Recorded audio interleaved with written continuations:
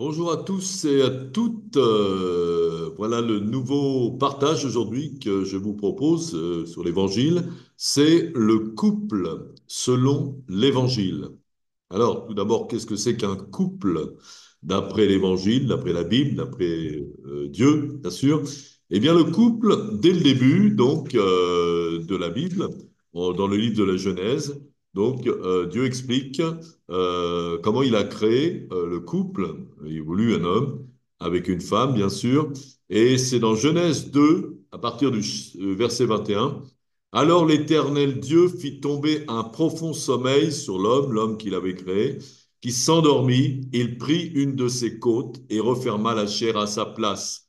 L'Éternel Dieu forma une femme de la côte qu'il avait prise de l'homme et il l'amena vers l'homme. Et l'homme dit, voici cette fois celle qui est os de mes os et chair de ma chair. On l'appellera femme parce qu'elle a été prise de l'homme. C'est pourquoi l'homme quittera son père et sa mère et s'attachera à sa femme et deviendront une seule chair. Donc, voilà, le couple, c'est un homme avec une femme, bien entendu, et non pas un homme avec un homme et une femme avec une femme, il faut le préciser, comme c'est écrit et aussi dans la Bible. Donc, à la fois dans l'Ancien Testament comme dans le Nouveau Testament. Et dans le Nouveau Testament, nous pouvons lire donc dans l'Épître aux Romains de Paul, l'apôtre Paul, à partir du verset 26 et 27. Donc, le fait, voilà, ça vient juste après que le fait que les hommes n'ont pas voulu croire en un Dieu créateur, enfin pas tous, ceux qui n'ont pas voulu croire dans un Dieu créateur, Dieu les a livrés à des passions infâmes, car leurs femmes ont changé l'usage naturel en celui qui est contre nature, et de même, les hommes, abandonnant l'usage naturel de la femme, se sont enflammés dans leurs désirs les uns pour les autres, commettant homme avec homme et des choses infâmes et recevant en eux-mêmes le salaire que méritait leur égarement. Donc on voit que c'est un jugement pour des gens qui refusent de croire au Dieu créateur. Eh bien, ils tombent dans des relations contre nature. Alors donc, le mariage, c'est un homme avec une femme, pardon, selon Dieu, non pas un homme avec un homme, ni une femme avec une femme. Et c'est aussi un homme et une femme mariés devant Dieu et devant les hommes. Donc c'est important aussi, le mariage, c'est quelque chose d'important. Il faut que ça soit un mariage devant Dieu et officiel aussi, que vraiment ça se passe devant des témoins, hein, comme ça peut se passer actuellement. Par exemple, on peut lire dans l'Évangile de Jean, chapitre 4. Donc, c'était la rencontre de Jésus avec la Samaritaine. Et donc, Jésus promet de donner une eau vive avec laquelle elle n'aura plus jamais soif. Et cette femme dit, Seigneur, donne-moi cette eau afin que je n'ai plus soif et que je ne vienne plus puiser ici. Va, lui dit Jésus, appelle ton mari et viens ici. La femme répondit, je n'ai pas de mari. Jésus lui dit, tu as eu raison de dire, je n'ai pas de mari, car tu as eu 5 maris, et celui que tu as maintenant n'est pas ton mari. Et en celui-là, tu as dit vrai. Donc on voit que Jésus fait une différence entre les 5 premières liaisons de cette femme, hein, qui étaient des maris, donc ça pouvait qu'elle s'était mariée devant Dieu, devant les hommes, les témoins, et pour Jésus, elle était effectivement mariée. Et par contre, que l'homme avec lequel elle vivait maintenant n'était pas son mari, parce que, évidemment, elle ne s'était pas mariée ni devant Dieu, ni devant les hommes. Donc, Jésus ne considérait pas cet homme comme son mari. Donc, c'est important pour des gens qui veulent se marier, ben, de le faire devant Dieu et devant les hommes. Voilà. Donc, le vrai mariage, eh bien, c'est un mariage aussi. Alors, en France, par exemple, il y a un mariage civil. Bon, il est important aussi de se marier civilement. C'est-à-dire que nous avons donc une carte d'identité. Nous avons sur cette carte d'identité, donc, nous savons que nous sommes mariés parce que nous sommes mariés civilement. Et ça, c'est très important. Et mariés aussi devant Dieu, c'est quelque chose de très sérieux. Voilà. Alors, et il est dit que à ce moment-là, l'homme et la femme deviendront une seule chair, hein, comme s'ils étaient un seul. Alors ça, c'est quelquefois difficile à comprendre, mais en fin de compte, moi, je l'ai expérimenté quand j'ai perdu ma première épouse avec lesquelles j'étais marié. Donc, quand elle est décédée, eh bien, j'ai eu cette impression comme un arbre qui a été foudroyé en deux, comme si j'avais été coupé exactement en deux. La preuve qu'il y a une union qui est pas seulement symbolique, mais une union qui est très forte en un homme et une femme que Dieu a mis ensemble. C'est comme si on était un seul. Et donc, moi, j'avais eu vraiment l'impression d'être complètement euh, euh, coupé en deux. Voilà. Alors, on va lire un autre passage concernant le mariage aussi. C'est dans l'évangile de Matthieu, chapitre 19, versets 3 à 6. Les pharisiens, donc les hommes religieux, abordèrent Jésus et dirent pour l'éprouver, est-il permis à un homme de répudier sa femme pour un motif quelconque? Et il répondit, n'avez-vous pas lu que le Créateur, au commencement, fit l'homme et la femme, et qu'il dit, c'est pourquoi l'homme et la femme quittera son père et sa mère, l'homme quittera, pardon, son père et sa mère, s'attachera à sa femme, et les deux deviendront une seule chair. Ainsi, ils ne seront plus deux, mais ils seront une seule chair. Que l'homme ne sépare pas ce que Dieu a joint. Donc, évidemment, on voit que Jésus n'est pas contre, Dieu n'est pas pour le divorce, bien sûr, et ni pour l'adultère. Hein. C'est ce qui peut séparer un homme et une femme, c'est le divorce ou un adultère aussi qui peut séparer un homme et une femme. Donc, c'est des choses que c'est pas le plan de Dieu du tout. Alors, est-ce que Dieu peut pardonner un divorce ou un adultère? Bon, bien sûr, il peut le faire, ça c'est sûr et certain. On voit par exemple l'histoire de la femme adultère. Donc, c'est les religieux qui viennent apporter une femme adultère à Jésus. Et puis, il est dit, il est marqué dans la loi de l'Ancien Testament, donc que la femme adultère doit donc être lapidée. Voilà. Et à ce moment-là, donc pour un peu coincer Jésus, les pharisiens lui disent, bon ben voilà, euh, est-ce qu'il faut qu'est-ce qu'il faut faire? Est-ce qu'il faut lapider, etc. Alors, donc, à un moment donné, donc Jésus va répondre et va lui dire, il va regarder les hommes religieux les uns après les autres et il va leur dire cette phrase extraordinaire, que celui qui n'a jamais péché lui lance la première pierre. Hein. Ensuite, donc, Jésus ne voyant plus que la femme devant lui, puisque tous les hommes étaient partis les uns après les autres, se rendait compte qu'eux aussi ils avaient péché, donc personne n'était digne de jeter une pierre. Voilà. Et donc Jésus, à ce moment-là, dit, femme, où sont ceux qui t'accusaient? Personne ne t'a-t-il condamné? Et elle répondit, non, Seigneur, personne. Et Jésus lui dit, je ne te condamne pas non plus, va et ne pêche plus. Hein, c'est pas que Jésus va encourager l'adultère, mais il va pardonner à cette femme complètement son adultère. Voilà. Donc, alors, on continue maintenant concernant donc le couple, selon l'Évangile, beaucoup de choses à dire.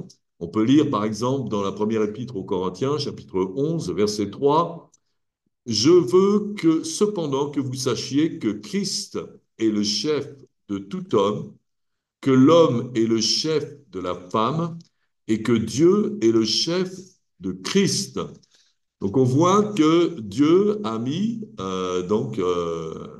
parmi les hommes, hein, pour l'homme et la femme et pour Christ et pour que Dieu une hiérarchie. Hein. Et cette hiérarchie, donc il nous l'explique, celui qui est à la tête de la hiérarchie, évidemment, c'est Dieu, le Créateur. Il est dit que Dieu est le chef de Christ, Jésus-Christ. Ensuite, Christ est le chef de l'homme, hein, et l'homme est le chef de la femme. Donc cette hiérarchie, c'est d'abord Dieu, ensuite Jésus, ensuite l'homme et ensuite la femme. Alors, dans quel but Dieu a donné cette hiérarchie? Eh bien, pour une harmonie. Dieu est celui qui a créé l'univers, créé l'homme et la femme, il crée tout pour l'harmonie. Dieu est bon, hein, infiniment bon, et il veut évidemment que ça tourne rond. Et voilà donc l'harmonie qu'il a donnée concernant donc les êtres, concernant Dieu, concernant Jésus, concernant l'homme et concernant la femme. Alors, par exemple, Dieu est le chef de Christ. Qu'est-ce que ça veut dire pour Christ? Eh bien, ça veut dire que Jésus-Christ doit être soumis à Dieu, hein. C'est Dieu le chef et lui, il est complètement soumis à Dieu. Alors, est-ce que ça a toujours été le cas pour Jésus? Ben, bien entendu, Jésus s'est totalement soumis à son Père. On peut voir ça dans tout l'Évangile, hein. Donc, il y a, par exemple, quand Jésus allait se faire crucifier, donc c'était la volonté de Dieu. Évidemment, il n'était pas rempli de joie à euh, cette vision, mais il a dû prier justement, et à un moment donné, dans Luc 22, 42, dit, Père, si tu voulais éloigner de moi cette coupe, toutefois, que ma volonté ne se fasse pas, mais que ça soit la tienne.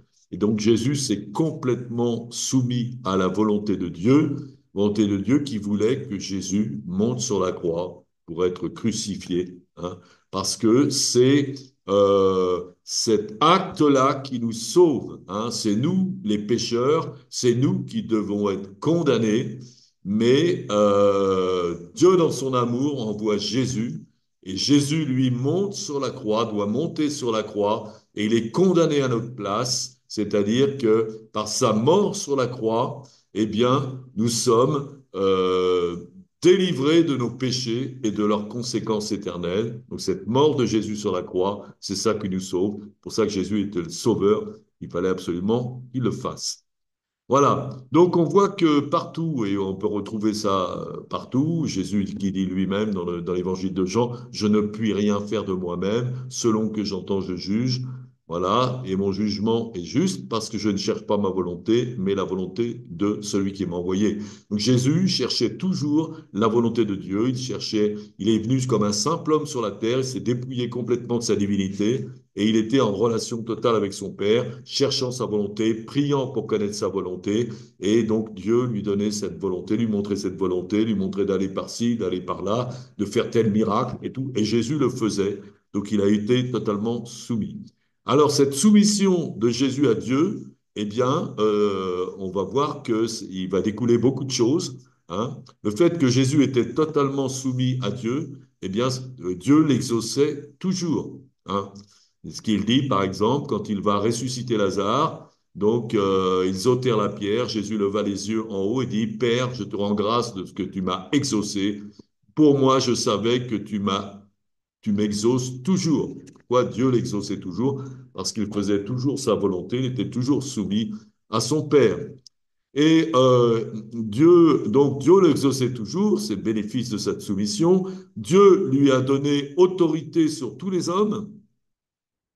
Comme on vous le voit dans le psaume 2, verset 7, je publierai le décret. L'Éternel m'a dit, tu es mon fils, je t'ai engendré aujourd'hui. Demande-moi et je te donnerai les nations pour héritage, les extrémités de la terre pour possession. Voilà. Donc, Dieu lui a donné autorité sur tous les hommes, hein. Il est dit aussi dans Philippiens 2,7, parlant de Jésus, il s'est dépouillé lui-même en prenant une forme de serviteur, en devenant semblable aux hommes. Ayant paru comme un simple homme, il s'est humilié lui-même, se rendant obéissant jusqu'à la mort, même jusqu'à la mort de la croix. C'est pourquoi aussi Dieu l'a souverainement élevé et lui a donné le nom qui est au-dessus de tout nom, afin qu'au nom de Jésus, tout genou fléchisse dans les cieux et sur la terre et sous la terre, et que toute langue confesse que Jésus-Christ est Seigneur à la gloire de Dieu le Père. Voilà, Dieu l'a fait Seigneur, c'est-à-dire que c'est lui qui commande, hein. Dieu l'a fait Sauveur des hommes et aussi Seigneur, dit, afin que toute langue confesse que Jésus-Christ est Seigneur à la gloire de Dieu le Père. Voilà, donc Dieu l'exauçait toujours, Dieu lui a donné autorité sur tous les hommes, Dieu était en union totale avec Dieu, hein. Ils étaient vraiment, c'est comme ils étaient une seule personne, comme on l'a vu tout à l'heure, ce que doit être aussi un homme et une femme. Voilà. Donc, Et Jésus le dit lui-même, donc dans l'évangile de Jean, chapitre 17, verset 20, ce n'est pas pour eux que je te prie seulement, mais pour ceux qui croiront en moi par leur parole, afin que tous soient un, comme toi, Père, tu es en moi, et comme je suis en toi. Voilà, une unité totale avec le Père, afin qu'eux aussi soient un en nous. Voilà, donc ça associe aussi tous les hommes qui vont croire en Jésus, qui vont être un donc en Jésus et en Dieu pour que le monde croit que tu m'as envoyé. Donc, Christ est le chef des hommes, enfin de tous les hommes, des hommes qui croient en lui, en tout cas. Christ est chef des hommes. Et qu'est-ce que ça veut dire pour l'homme? Ça veut dire que l'homme soit soumis, l'homme doit être soumis à Christ. Tous les hommes doivent être soumis à Christ. Alors, est-ce que c'est toujours le cas? Eh bien, non, bien sûr, pour les gens qui ne croient pas en Jésus, ils ne sont pas soumis à Jésus, donc ils font ce qu'ils veulent, ils décident ce qu'ils veulent. Voilà. Et ceux qui croient en Jésus ne sont pas toujours soumis à Jésus, parce que être soumis à Jésus, ça veut dire faire sa volonté. Et Jésus dira à un moment donné à ses disciples, pourquoi m'appelez-vous Seigneur, Seigneur, et ne faites-vous pas ce que je vous dis? Donc, on doit être. La volonté de Dieu, c'est que l'homme qui croit en lui soit parfaitement soumis, hein, à Jésus. Voilà. Alors, par contre, le fait d'être insoumis à Jésus, hein, qu'est-ce qui va découler de l'insoumission des hommes qui ne croient pas en Jésus? Eh bien, il nous est dit que les incroyants sont sous la colère de Dieu. Hein. Donc, comme il est écrit dans Jean 3, 36, celui qui croit au Fils a la vie éternelle, celui qui ne croit pas au Fils ne verra point la vie, mais la colère de Dieu demeure sur lui. Hein. Voilà. Il est dit aussi que celui qui croira et sera baptisé sera sauvé, et celui qui ne croit pas sera condamné. Donc, les croyants, alors, les incroyants sont évidemment donc condamnés, hein, s'ils restent évidemment dans cette incroyance. Et les croyants non soumis aussi, si on se dit chrétien, on croit en Jésus, mais on n'est pas soumis réellement à Dieu, ben, il y aura des conséquences aussi. C'est-à-dire que nous ne serons pas exaucés, nos prières ne seront pas exaucées, on va être soumis à Dieu. Et nous n'aurons pas cette autorité aussi que Dieu veut donner à l'homme. Hein. Si quelqu'un est soumis à l'autorité de Jésus, eh bien, il recevra la même autorité que celle qu'avait Jésus. Hein, il pourra prier pour les malades, il pourra chasser les démons, il pourra avoir la foi, transporter les montagnes, tout ce que Jésus a fait. Tout ce que Jésus a fait sur la terre, il pourra le faire aussi, mais à condition évidemment qu'il soit soumis. Voilà. Mais ceux qui ne sont pas soumis ne seront pas exaucés, comme l'a dit Jacques dans chapitre 4, vous demandez et vous ne recevez pas. Voilà. Mais ceux qui donc seront soumis, ceux qui croient au Christ, qui lui seront soumis, donc hériteront l'autorité, une autorité, vont faire des miracles, vont prier, avoir des prières exaucées. Ils ont l'unité aussi avec Christ, avec Dieu, hein, et donc ils pourront aussi apporter la bonne nouvelle autour d'eux. Et puis des gens pourront croire parce qu'ils reconnaîtront l'autorité de Dieu dans celui qui croit véritablement en Christ. Voilà, alors pour terminer cette hiérarchie, donc on voit que l'homme est le chef de la femme. Hein. Alors qu'est-ce que ça veut dire pour la femme? Eh bien c'est pareil, ça veut dire que la femme doit être soumise à son mari. Alors évidemment c'est quelque chose de pas trop moderne, hein, mais ça c'est Dieu qui l'a fait, c'est lui qui décide et c'est lui qui commande en fin de compte. Et parce que si la femme n'est pas soumise à son mari, ça veut dire non plus qu'elle n'est pas soumise à Christ et pas soumise à Dieu. Donc une femme qui n'est pas soumise à son mari, hein, elle aura beau peut-être se dire croyante, mais en réalité, elle n'est pas soumise à Dieu. Elle ne sera pas bénie par Dieu. Voilà, on peut lire donc un peu plus loin, Éphésiens 5, 22, femmes, soyez soumises à vos maris comme au Seigneur, car le mari est le chef de la femme, comme Christ est le chef de l'Église, qui sont dans son corps et dont il est sauveur. Or de même, l'Église est soumise à Christ les femmes doivent être à leur mari soumises en toutes choses. Alors, donc, une femme insoumise, eh bien, ça va avoir des conséquences hein, dans un couple, bon, pas un couple de croyants.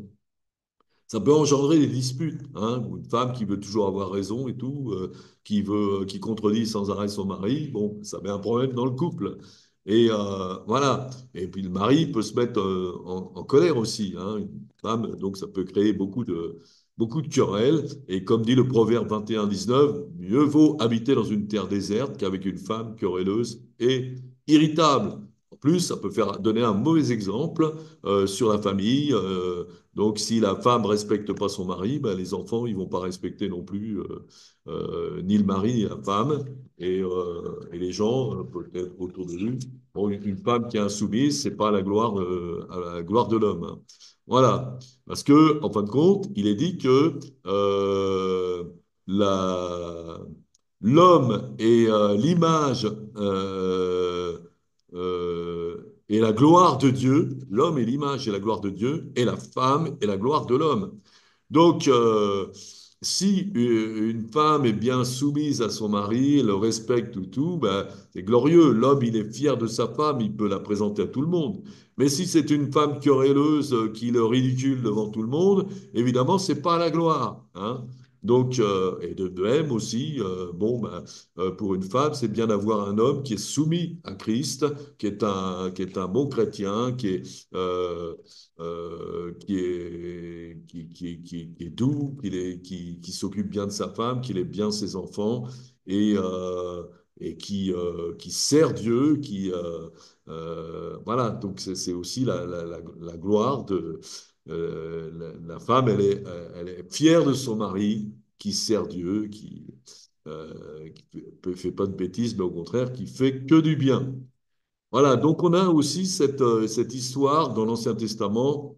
C'était l'histoire du roi Assuérus qui avait une femme, donc la reine Vasti, qui était très belle. Et un jour, il faisait une fête devant tous ses chefs, ses anciens, ses princes et tout. Et il voulait présenter sa femme à tout son entourage, tous ces gens à qui il faisait la fête, parce que c'était une belle femme, tout ça. Donc, il était content de présenter sa femme. Et sa femme, en fin de compte, n'a pas voulu venir, hein, n'a pas voulu se mettre en spectacle. Et évidemment, le roi s'est mis en colère, il était très irrité. Et puis, il s'est dit, voilà, qu'est-ce qu'on va faire? Il a pris conseil autour de lui et on lui a dit, ben, c'est quand même grave cette histoire-là parce que si ta femme te respecte pas, elle t'obéit pas, ça va donner un très mauvais modèle dans le royaume tout entier. Les gens vont faire pareil et ça va être le bazar partout. Et donc, il faut absolument régler ce problème. Et donc, on sait comment ça a été réglé. C'est dans le livre d'Esther dans la Bible. Mais finalement, cette femme a été chassée, répudiée. Et donc, le roi en a pris une autre, est devenue la reine Esther, qui a été une grande bénédiction pour tout le monde. Voilà, donc le roi absolument devait sanctionner l'insoumission de sa femme. Hein. Donc, de la même façon, nous, en tant qu'hommes, si notre femme est insoumise, il faut régler ce problème. Hein. Bon, on va pas faire comme le roi Cyrus, on va pas la chasser, bien sûr, mais on va donc essayer de lui faire comprendre que c'est pas bon, quoi. Ça entraîne beaucoup d'histoires. Et peut-être peut prier pour elle, on peut aussi agir, aussi lui parler, etc. Et parce que donc ça va pas être un bon exemple, hein, surtout si on est responsable dans l'Église et que donc c'est Paul qui le dit, si on est responsable de voilà dans l'Église, c'est responsable d'une Église, et ben si c'est la foire dans la famille, si la femme est pas soumise et puis les enfants ils font n'importe quoi. Je veux dire, si on n'est pas capable de diriger cette famille, comment on pourra diriger l'Église? Ben non, ça ne passera pas.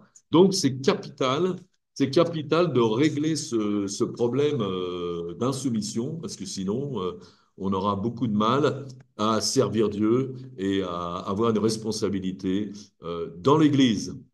Voilà. Donc, alors, il est dit qu'il faut aimer Dieu comme Christ a aimé son Église. Donc, est-ce que si l'Église, par exemple, est insoumise à Christ, est-ce que Jésus va laisser les choses comme ça?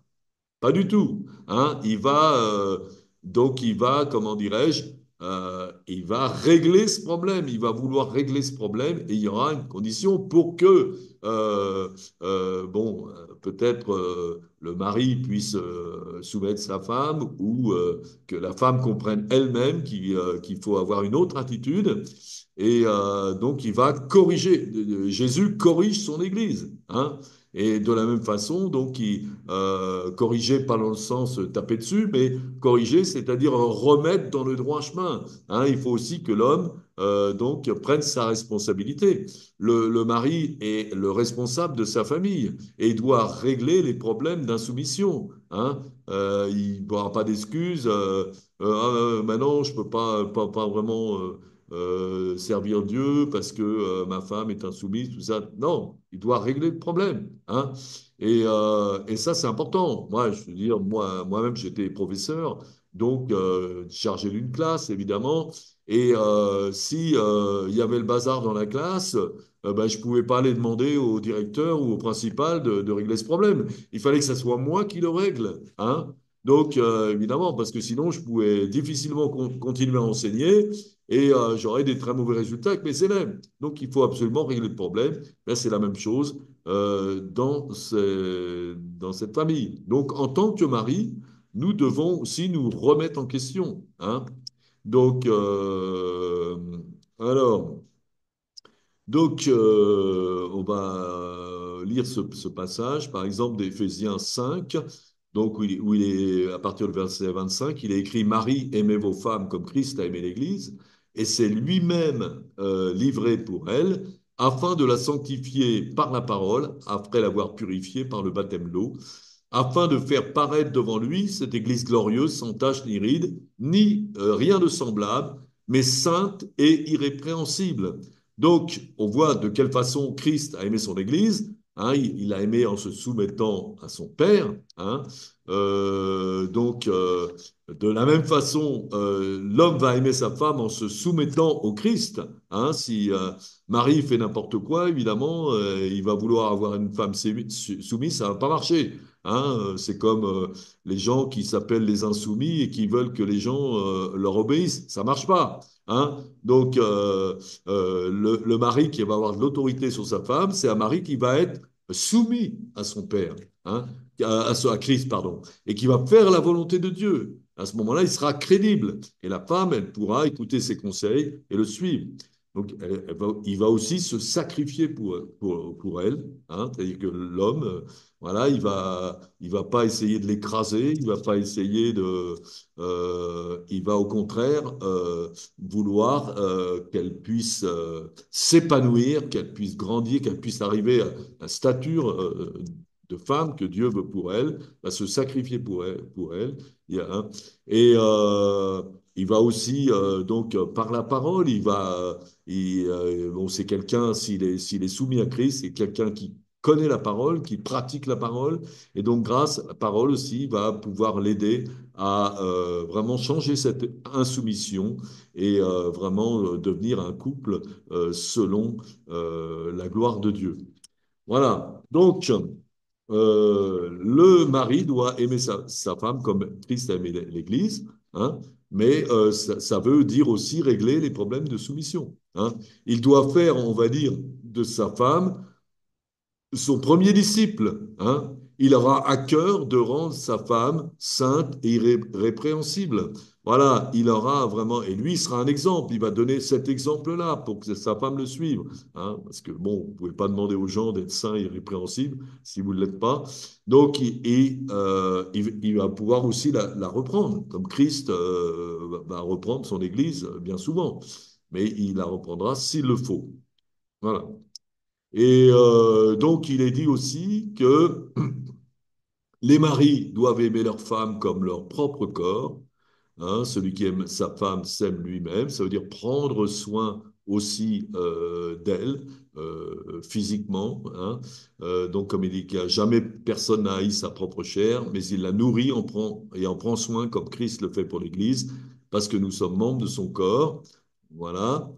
Donc, c'est pourquoi l'homme quittera son père et sa mère, s'attachera à sa femme, et les deux deviendront une seule chair. Voilà, ça c'est très important aussi, hein, parce que le mari peut avoir une relation privilégiée avec ses parents, avec son père et avec sa mère. Et je veux dire, ça va mettre des problèmes dans le couple. La femme, elle sera jalouse, elle n'aura pas sa part. Donc, c'est pour ça que l'homme donc quitte son père et sa mère, il s'attache à sa femme pour une nouvelle famille. C'est-à-dire que l'homme va quitter sa famille pour en créer une nouvelle. Et ça sera important. Et ça sera important. Il pourra être un avec sa femme, pourront ensemble élever leurs enfants et bénir. Hein, comme dit Paul, ce mystère est grand. Je dis cela par rapport à Christ et l'Église. Voilà, du reste, que chacun de vous aime sa femme comme lui-même et que la femme respecte son mari. Donc, aime ton prochain comme toi-même, c'est d'abord aimer sa femme. Hein, et Jésus nous a dit, d'ailleurs, tout ce que vous voulez que les autres fassent pour vous, faites-le vous-même pour les autres. Hein. Donc, on ne peut pas demander à quelqu'un de faire quelque chose qu'on ne fait pas. Donc, nous devons être le premier exemple. Nous devons nous sacrifier, peut-être quelquefois nous humilier. Alors, donc, il y a un autre passage qu'on va lire, c'est dans 1 Pierre, chapitre 3, verset 1. Femmes, soyez de même soumises à vos maris, afin que si quelques-uns n'obéissent point à la parole, ils soient gagnés sans parole par la conduite de leur femme, en voyant votre manière de vivre chaste et réservée. Ayez non cette parure extérieure qui consiste dans les cheveux tressés, les ornements d'or ou les habits qu'on revêt, mais la parure intérieure est cachée dans le cœur, la pureté incorruptible d'un esprit doux et paisible, qui est un grand prix devant Dieu. Ainsi se paraient autrefois les saintes femmes qui espéraient en Dieu, soumises à leur mari, comme Sarah qui obéissait à Abraham et l'appelait son Seigneur. C'est d'elle que vous êtes devenues les filles en faisant ce qui est bien sans vous laisser troubler par une autre crainte. Donc, on voit que la femme dont le mari n'est pas soumise à Christ, hein, qui ne suit pas Christ, eh bien, elle doit être quand même soumise à son mari, à condition évidemment que son mari ne lui demande pas de faire des choses contraires à la parole, à la volonté de Dieu, évidemment. Mais dans les affaires courantes, la femme doit être soumise, hein, et il est dit qu'elle peut le fait, si une femme est mariée à un mari qui n'est pas converti, qui ne croit pas en Jésus, eh bien, cette femme, elle a une mission. Cette mission, c'est de gagner son mari. Et comment elle va gagner son mari? Pas en lui en rabâchant l'évangile toutes les 5 minutes. Elle va le faire, comme il est dit, euh, sans parole, par leur conduite, hein, en ayant une conduite de manière chaste, réservée, hein, pas une femme qui parle tout le temps, qui veut en montrer à tout le monde. Non, vraiment une humilité, même dans sa tenue aussi, avec qui veut changer de robe sans arrêt, mettre des tenues très. Non, c'est pas ça. C'est une parure intérieure et cachée. La vraie beauté d'une femme, elle est intérieure, comme la vraie beauté de n'importe quel individu. C'est dans le cœur, c'est la beauté du cœur. Et c'est ça qu'on voit. Et c'est comme ça qu'elle va toucher son mari. C'est comme ça qu'elle pourra euh, vraiment attirer son mari à se tourner vers Dieu. Hein, il y avait une histoire comme ça d'une femme qui était mariée à un homme qui était pas croyant. Elle était croyante, elle allait à l'église. Et donc, elle va voir le pasteur, dit, ah, je suis mariée avec quelqu'un qui n'est pas croyant, c'est terrible parce que il boit, tout ça, et puis voilà, c'est très dur. Bon, je veux dire, ouais, je peux vraiment pas, c'est difficile pour moi de l'aimer, de suivre le Seigneur. Et est-ce que vous voulez bien prier pour moi pour que j'arrive mieux à l'attirer vers Jésus? Et le pasteur dit, ben, c'est pas pour lui qu'on va prier, c'est pour vous. Ah bon, ben pourquoi? Ben oui, ben on va prier que vous puissiez être toujours bien soumise à lui. Comment? Mais c'est il boit et tout. Oui, mais je veux dire, dans votre conduite, voilà ce que vous allez faire. Vous allez rentrer chez elle. Quand tu rentreras tard ce soir, ben, vous préparez un bon repas, hein, vous l'entourez, vous l'embrassez, vous êtes gentil avec lui, douce avec lui. Vous n'avez pas lui crier dessus parce qu'il a vu, hein, et vous êtes sans parole par votre attitude, vous l'avez changé. Et effectivement, elle l'a fait. Et au bout d'une semaine, le mari il dit, qu'est-ce qui s'est passé avec ma femme? Elle est complètement changée. Avant, elle me criait dessus et tout. Est-ce que maintenant, elle est douce, elle est gentille et tout? Comment ça se fait? C'est à l'église qu'ils lui apprennent ça? Ah ben moi, je vais aller voir ce qui se passe à l'église. Son mari est venu à l'église, et puis son mari, et puis il est devenu croyant. Voilà. Donc elle a gagné sans parole. Donc voilà une bonne solution pour ceux et c'est valable aussi pour un couple, même un couple de chrétiens, où le mari fait pas trop la volonté de Dieu, mais sa femme va pas le changer en lui criant toujours dessus, en voulant toujours avoir raison. Au contraire, il va le mettre en colère. Mais c'est par sa conduite, par sa soumission, par sa douceur, par sa manière de vivre qu'elle pourra l'attirer. Et c'est ça, en fin de compte, qu'elle doit faire si elle veut vraiment, elle a son rôle à jouer. Bien sûr, c'est quand le mari ne joue pas son rôle. Mais de toute façon, voilà, donc c'est ça l'harmonie dans un couple, parce que c'est très important. Un couple harmonieux c'est aussi l'image de Dieu, hein, le couple, l'homme et la femme, parce que Dieu est à la fois homme et femme, on peut dire. Mais c'est l'image de Dieu, et si on a un couple qui est uni, où on voit que le mari aime sa femme comme Christ a aimé l'Église, que la femme se soumet à son mari, eh bien, il y a des grandes bénédictions parce que ça va attirer les gens vont être étonnés d'avoir et vont vouloir vraiment savoir comment ça se fait que ce couple, vraiment, il a une telle influence, une telle aura, on sent la paix, on sent l'amour, etc. Et ça va attirer bien plus les gens vers Dieu. Hein. D'accord? Parce que si vous avez, comment dirais-je, une femme qui n'est pas heureuse avec son mari, qui est toujours triste et ceci, cela, eh ben, je veux dire, bon, on va se dire, ben non, c'est pas tellement attirant, hein. Et évidemment, le mari doit faire en sorte que sa femme soit heureuse, hein, que sa femme soit épanouie. C'est sa mission. Sa mission, sa femme, c'est son premier disciple. Donc le mari va se sacrifier, va considérer que sa femme, c'est sa première mission, qu'elle soit unique, va prendre soin d'elle sur le plan physique aussi, pas lui faire des choses trop difficiles, parce que lui, un homme, c'est une femme, c'est un vase plus faible, et donc il va vouloir que sa femme soit la plus heureuse, et si la femme est heureuse, eh bien, le mari aussi sera heureux. Hein. Bon, un mari ne va pas avoir une femme qui est pas heureuse, qui est toujours triste, et non. Ouais. Et de même, et vice-versa, bien sûr. Le mari va être heureux aussi, donc avec une femme qui marche bien, qui est soumise, qui aime son mari, etc. Voilà. D'ailleurs, le mot soumission, hein, c'est pas voilà soumission. C'est Paul qui dit fort de l'autorité que le Seigneur m'a donnée, non pour abattre, mais pour élever.